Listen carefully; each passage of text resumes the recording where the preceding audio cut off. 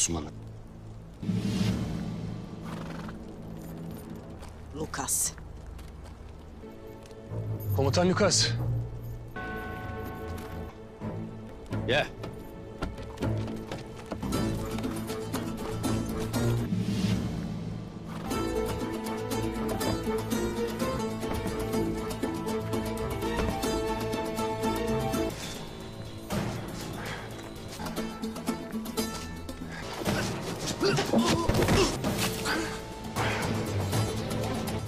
Sofya. Bakalım. Fatma! Fatma! Fatma? Fatma? Metin.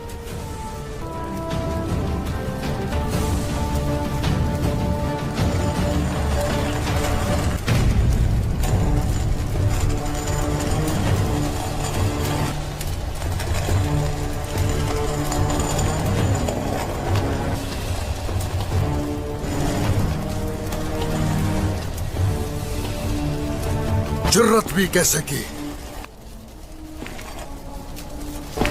Fatima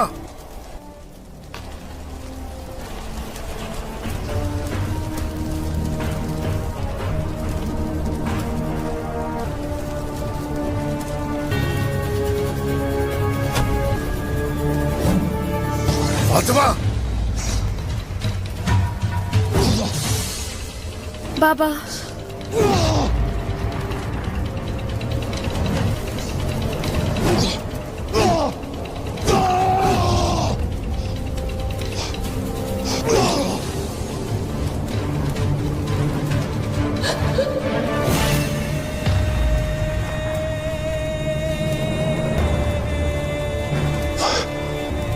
Fatima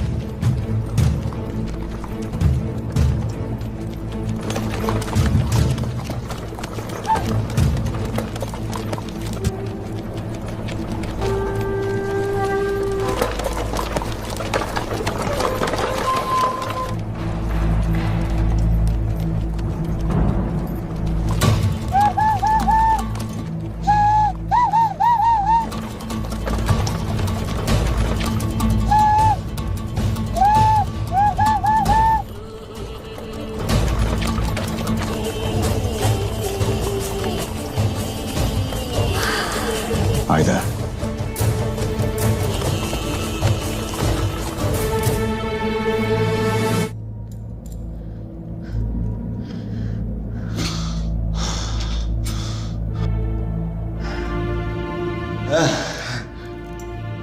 Fatma.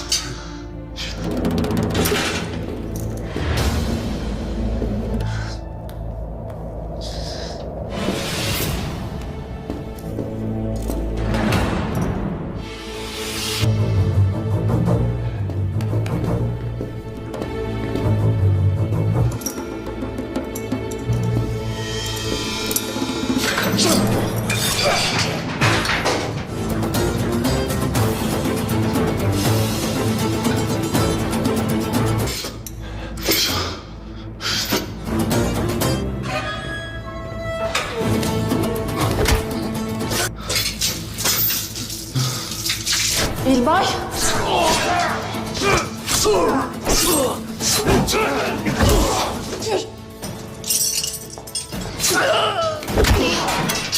Fatmacığım. Dilbay.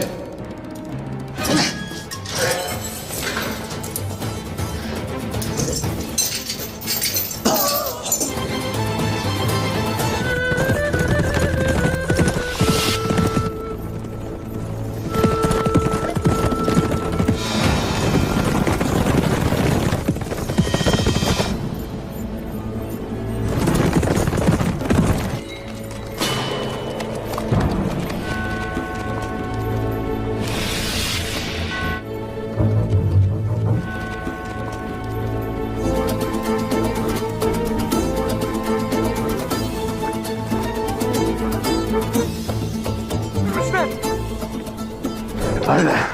Haydi.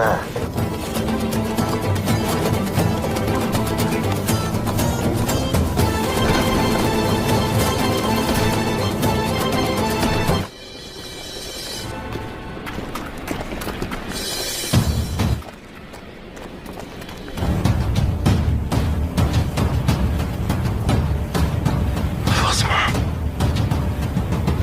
Ağabey. Sen dur.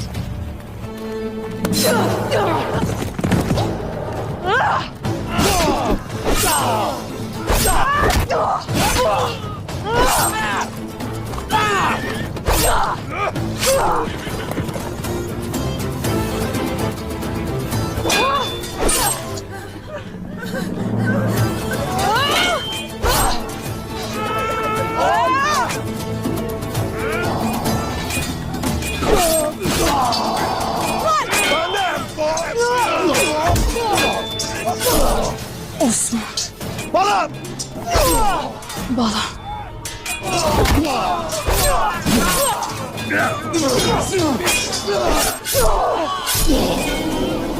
Orhan'la Alaaddin.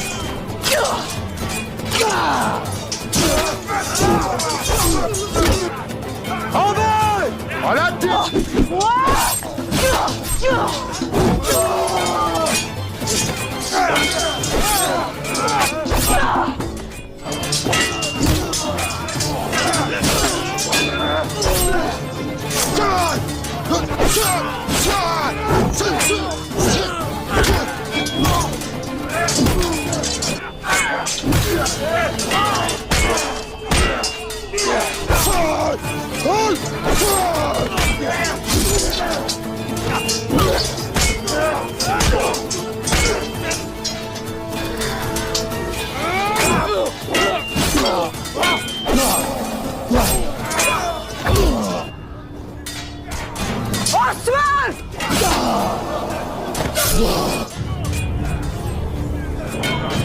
Safiye.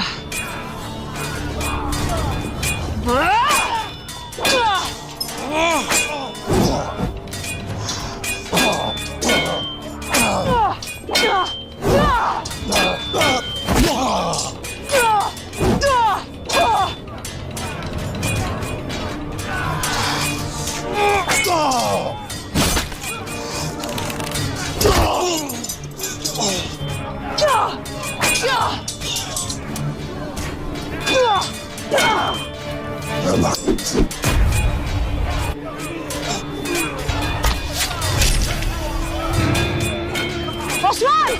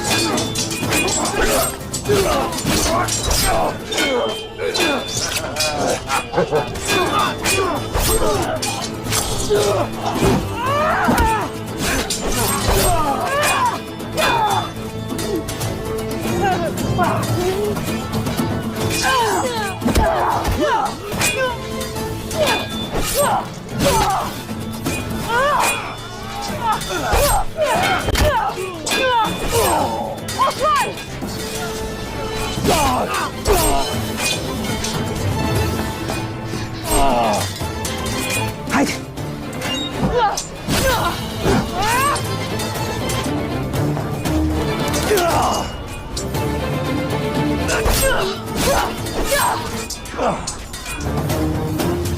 Allah.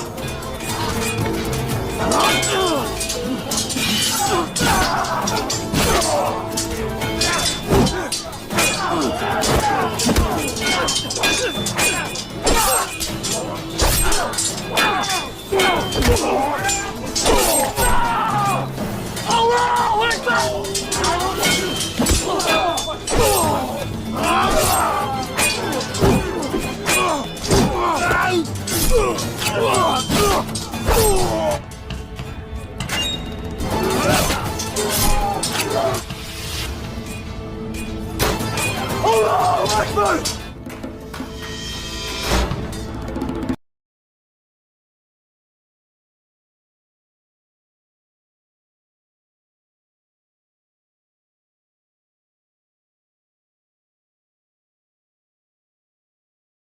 अस्सलाम वालेकुम नाजरीन। हम आज फिर एक नई और बेहद दिलचस्प किस्से के साथ हाजिर हैं, जिसमें शूरवीर सुल्तान नूरुद्दीन जंग के मैदान में अपनी बहादुरी और फतह का नज़ारा पेश कर रहे हैं। ये एक किस्सा नहीं, बल्कि इतिहास का वो पल है जब इंसाफ और ईमान की ताकत ने सलीबियों को उनके ही खेल में शिकस्त दी। आइए इस किस्से को विस्तार से जानते हैं और उस समय के ऐतिहासिक घटनाक्रम को समझते हैं। मरदा सुल्तान नूरुद्दीन का आह्वान और तैयारियां। दिन ढलने से पहले सुल्तान नूरुद्दीन अपनी सेना को युद्ध के लिए तैयार कर रहे होते हैं। उनकी आवाज गूंजती है जैसे वो अल्लाह से दुआ मांग रहे हों। मदद और फतह सिर्फ तेरी ही तरफ से है। हम अपने दिलों को तुझसे जोड़ने आए हैं। हमें अपनी राह पर कायम रख ओ रब। जब हम जंग में कदम रखें तो हमारी तलवारों में तेरा नाम हो और हमारी जान तुझसे भरी हो। ये शब्द जैसे ही सुल्तान के साथियों के कानों तक पहुंचते हैं, एक अजीब सा हौसला और ताकत सब में भर जाती है। उनके साथी भी अब जंग के लिए पूरी तरह तैयार हो जाते हैं। एक क्षण में वह इश्क और ईमान के साथ एकजुट हो जाते हैं, जैसे कोई एक जिस्म हो। सुल्तान नूरुद्दीन के पास कुछ खास लोगों का साथ है, जैसे उमर मुल्ला, जो उनके प्रिय वजीर और दुआ करने वाले हैं। इस दौरान सुल्तान कहते हैं, मुल्ला साहब, दुआ कीजिए। उमर मुल्ला जवाब देते हैं, सुल्तान साहब, अल्लाह की दुआ ही हमारे लिए सबसे बड़ी मदद है। हमारी तलवारें तो सिर्फ उसके नाम के सामने बेमानी हैं। दुआ के बाद सुल्तान मुस्कुराते हुए कहते हैं, अब देखो ये सलीबी फौज क्या करती है। और फिर वह जंग के मैदान की ओर रवाना हो जाते हैं। सवाजाई, जंग का आरंभ और सलीबी सेना की परेशानियां। मैदान जंग में सुल्तान नूरुद्दीन की सेना ने अपनी रणनीति के अनुसार मोर्चा संभाल लिया है। वह जानते हैं कि यह केवल एक युद्ध नहीं, बल्कि एक परीक्षण है। उनकी ताकत, उनके ईमान और उनकी समझदारी का इम्तिहान लिया जाएगा। बालन, जो सलीबियों का मुख्य कमांडर है, अपने सैनिकों के साथ खड़ा है। वह कहता है, मैंने कभी नहीं सोचा था कि कभी मेरी तलवार तुम्हें छुएगी सलाउद्दीन। सलाउद्दीन अयूबी मुस्कुराते हुए जवाब देते हैं, तलवार की धार से ज्यादा अहमियत इस जंग की वजह है, और वह वजह है इंसाफ। इस दौरान दोनों सेनाओं के बीच की दूरी घटने लगती है और लम्हा लम्हा जंग का माहौल और भी तना हुआ हो जाता है। तभी सुल्तान नूरुद्दीन की सेना अपनी आवाज के साथ मैदान में उतरती है और सभी सैनिक अल्लाह का कलाम पढ़ने लगते हैं। यह दृश्य ऐसा था कि जैसे पूरा आसमान ही उनका साथी बन गया हो। यह देखकर सलीबी सेना की धड़कनें तेज हो जाती हैं। उनके चेहरे मुरझा जाते हैं, क्योंकि उन्होंने कभी इस तरह की बहादुरी और एकता का सामना नहीं किया था। जरा का सलाहुद्दीन अयूबी की नेतृत्व क्षमता। सलाहुद्दीन अयूबी, जिनकी तलवारें और रणनीति सलीबियों के लिए खौफ का कारण बन चुकी है, मैदान में उतरते हैं। उनकी आंखों में वह दम था जो उनकी सेना को जीत दिलवाता था। उन्होंने अपने सेनापतियों को आदेश दिया, अब हमारा समय आ चुका है। हम उनका सामना करेंगे, लेकिन हम ऐसा नहीं करेंगे जैसे वह करते हैं। हमारी लड़ाई सिर्फ तलवारों की नहीं, बल्कि ईमान और न्याय की होगी। सलाहुद्दीन की आवाज में कुछ ऐसा असर था कि उनकी सेना का जोश और बढ़ गया, और फिर एक लहर के जैसे उन्होंने दुश्मन की तरफ तलवारें उठाईं। सुल्तान नूरुद्दीन की चालाकी और रणनीति। सुल्तान नूरुद्दीन ने इस युद्ध को न सिर्फ एक शारीरिक संघर्ष के तौर पर देखा, बल्कि एक मानसिक लड़ाई के रूप में भी पेश किया। उन्होंने, जानते हुए कि सलीबी सेना मानसिक दबाव को नहीं सह सकती, उन्होंने अपने सैनिकों को इस तरह से तैयार किया कि वे न केवल शारीरिक रूप से बल्कि मानसिक रूप से भी मजबूत रहें। इसी दौरान सुल्तान नूरुद्दीन के पास एक अहम सूचना आती है। इमालिक मैंने सलीबी सेना का प्रमुख विलियम को एक संदेश भेजता है कि वह अपनी सेना को तैयार करे, क्योंकि अब मामला बेहद गंभीर हो चुका है। विलियम, जो पहले से ही काफी परेशान था, इमालिक से कहता है, क्या तुमने सच में यह सब सोचा था कि हम इस जंग में जीते रहेंगे? हम तो बस अपनी हार को टालने की कोशिश कर रहे हैं। हरीम किले का युद्ध और सुल्तान की चतुराई। हर कोई इस समय हरीम किले के बारे में बात कर रहा था। सुल्तान नूरुद्दीन ने उस किले को अपने हाथों में लेने के लिए अपनी पूरी ताकत झोंक दी थी। किले पर आक्रमण के बाद सुल्तान नूरुद्दीन और उनकी फौज की जीत तय हो जाती है। किले की दीवारों पर अब उनका परचम लहराता है और वहां की मिट्टी अब उनके कदमों के निशान दिखा रही होती है। वहीं सलीबी सेना का मनोबल टूट चुका था। इमालिक के चेहरे पर तनाव था और विलियम ने कहा, हमने जो खो दिया वह केवल एक किला नहीं, बल्कि हमारी जीत की उम्मीद भी थी। अब हमें और क्या करना चाहिए? जारी कान शाहवार का कशमकश और आगे की रणनीतियां। शाहवार जो काहिरा के तख्त पर बैठा था, अब पूरी तरह से परेशान हो चुका था। वह सोचता है, क्या हम इस युद्ध में हार रहे हैं? क्या हमें अब अपनी जान बचानी चाहिए? वहीं जौहर, उसका वजीर, उसे सलाह देता है कि अब तख्त नहीं बल्कि अपनी जान बचानी चाहिए। लेकिन शाहवार तख्त छोड़ने का नाम नहीं लेता। अंतिम निष्कर्ष और फतेह की ओर कदम बढ़ाना। काहिरा और मिस्र की लड़ाई अब निर्णायक मोड़ पर पहुंच चुकी थी। सुल्तान नूरुद्दीन और सलाहुद्दीन अयूबी की तैनाती और उनकी जीत सिर्फ एक जीत नहीं बल्कि एक ऐतिहासिक पल था। उनके संघर्ष, ईमान और उनके दृष्टिकोण ने न केवल सलीबियों को हराया बल्कि पूरी दुनिया को यह सिखाया कि ईमानदारी, बहादुरी और न्याय की ताकत से कोई भी युद्ध जीता जा सकता है।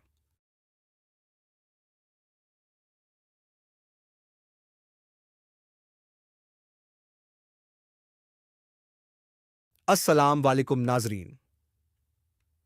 हम आज फिर एक नई और बेहद दिलचस्प किस्से के साथ हाजिर हैं, जिसमें शूरवीर सुल्तान नूरुद्दीन जंग के मैदान में अपनी बहादुरी और फतेह का नज़ारा पेश कर रहे हैं। ये एक किस्सा नहीं बल्कि इतिहास का वो पल है जब इंसाफ और ईमान की ताकत ने सलीबियों को उनके ही खेल में शिकस्त दी। आइए इस किस्से को विस्तार से जानते हैं और उस समय के ऐतिहासिक घटनाक्रम को समझते हैं। मरदा, सुल्तान नूरुद्दीन का आह्वान और तैयारियां। दिन ढलने से पहले सुल्तान नूरुद्दीन अपनी सेना को युद्ध के लिए तैयार कर रहे होते हैं। उनकी आवाज गूंजती है जैसे वो अल्लाह से दुआ मांग रहे हों। मदद और फतेह सिर्फ तेरी ही तरफ से है। हम अपने दिलों को तुझसे जोड़ने आए हैं।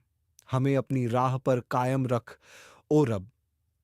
जब हम जंग में कदम रखें तो हमारी तलवारों में तेरा नाम हो और हमारी जान तुझसे भरी हो।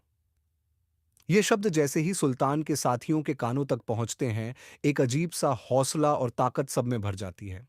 उनके साथी भी अब जंग के लिए पूरी तरह तैयार हो जाते हैं। एक क्षण में वह इश्क और ईमान के साथ एकजुट हो जाते हैं, जैसे कोई एक जिस्म हो। सुल्तान नूरुद्दीन के पास कुछ खास लोगों का साथ है, जैसे उमर मुल्ला, जो उनके प्रिय वजीर और दुआ करने वाले हैं। इस दौरान सुल्तान कहते हैं, मुल्ला साहब, दुआ कीजिए। उमर मुल्ला जवाब देते हैं, सुल्तान साहब, अल्लाह की दुआ ही हमारे लिए सबसे बड़ी मदद है। हमारी तलवारें तो सिर्फ उसके नाम के सामने बेमानी हैं। दुआ के बाद सुल्तान मुस्कुराते हुए कहते हैं, अब देखो ये सलीबी फौज क्या करती है। और फिर वह जंग के मैदान की ओर रवाना हो जाते हैं। सवाजाई, जंग का आरंभ और सलीबी सेना की परेशानियां। मैदान जंग में सुल्तान नूरुद्दीन की सेना ने अपनी रणनीति के अनुसार मोर्चा संभाल लिया है। वह जानते हैं कि यह केवल एक युद्ध नहीं बल्कि एक परीक्षण है। उनकी ताकत, उनके ईमान और उनकी समझदारी का इम्तिहान लिया जाएगा। बालन, जो सलीबियों का मुख्य कमांडर है, अपने सैनिकों के साथ खड़ा है। वह कहता है, मैंने कभी नहीं सोचा था कि कभी मेरी तलवार तुम्हें छुएगी सलाउद्दीन। सलाउद्दीन अयूबी मुस्कुराते हुए जवाब देते हैं, तलवार की धार से ज्यादा अहमियत इस जंग की वजह है और वह वजह है इंसाफ। इस दौरान दोनों सेनाओं के बीच की दूरी घटने लगती है और लम्हा लम्हा जंग का माहौल और भी तना हुआ हो जाता है। तभी सुल्तान नूरुद्दीन की सेना अपनी आवाज के साथ मैदान में उतरती है और सभी सैनिक अल्लाह का कलाम पढ़ने लगते हैं। यह दृश्य ऐसा था कि जैसे पूरा आसमान ही उनका साथी बन गया हो। यह देखकर सलीबी सेना की धड़कनें तेज हो जाती हैं। उनके चेहरे मुरझा जाते हैं, क्योंकि उन्होंने कभी इस तरह की बहादुरी और एकता का सामना नहीं किया था। जरा का सलाहुद्दीन अयूबी की नेतृत्व क्षमता। सलाहुद्दीन अयूबी, जिनकी तलवारें और रणनीति सलीबियों के लिए खौफ का कारण बन चुकी है, मैदान में उतरते हैं। उनकी आंखों में वह दम था जो उनकी सेना को जीत दिलवाता था। उन्होंने अपने सेनापतियों को आदेश दिया, अब हमारा समय आ चुका है। हम उनका सामना करेंगे, लेकिन हम ऐसा नहीं करेंगे जैसे वह करते हैं। हमारी लड़ाई सिर्फ तलवारों की नहीं, बल्कि ईमान और न्याय की होगी।